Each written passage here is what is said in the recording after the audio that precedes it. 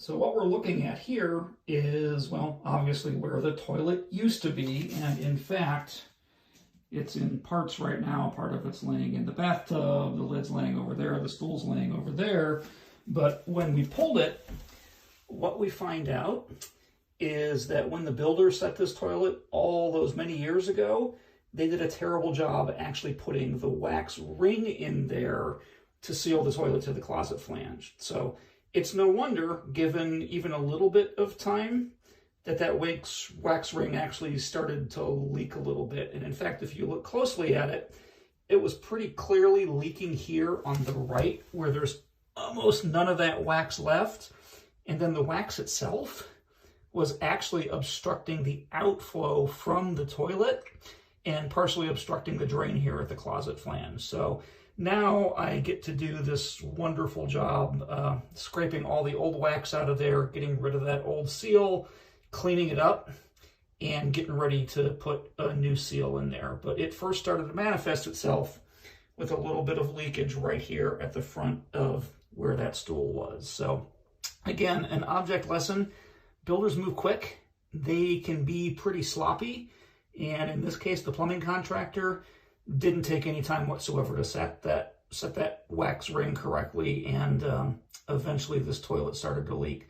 No other signs or symptoms besides that water coming out from the base of the stool. So now we get to clean this up, put the new wax seal in, and put it all back together. So here's the closet flange all cleaned up, all the extra wax scraped off of it, the bolts cleaned up as much as possible, the floor cleaned up as much as possible. That staining has been there for almost 20 years at this point in time, so I don't think it's going away. But that is what actually, it's in pretty good shape. Closet flange looks like, all ready for a new wax seal. And if you ever wondered kind of exactly how it is a toilet works, well, this is the bowl sitting on its side. So that's what's called the U-bend, or the trap on that toilet. And you can see kind of down here, water sits in that all the time and provides the seal and keeps sewer gases from getting out of the toilet.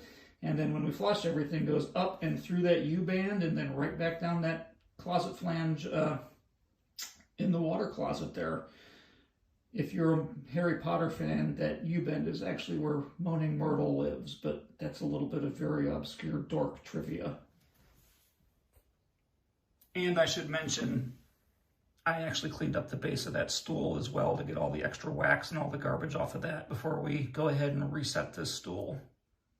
So I am going to try something new instead of a traditional wax ring. When I put all of this back together, I am going to replace it with this kind of handy-dandy, fully man-made synthetic ring. I think it's a Danco Perfect Seal, and you can see the bottom of it still has our traditional wax ring in it where it's going to seal to that closet flange, but then this top is going to go right around that spout, for lack of a better term, from our toilet, and seal everything up without all of the traditional wax and mess that you only get one shot at when you put that toilet back together.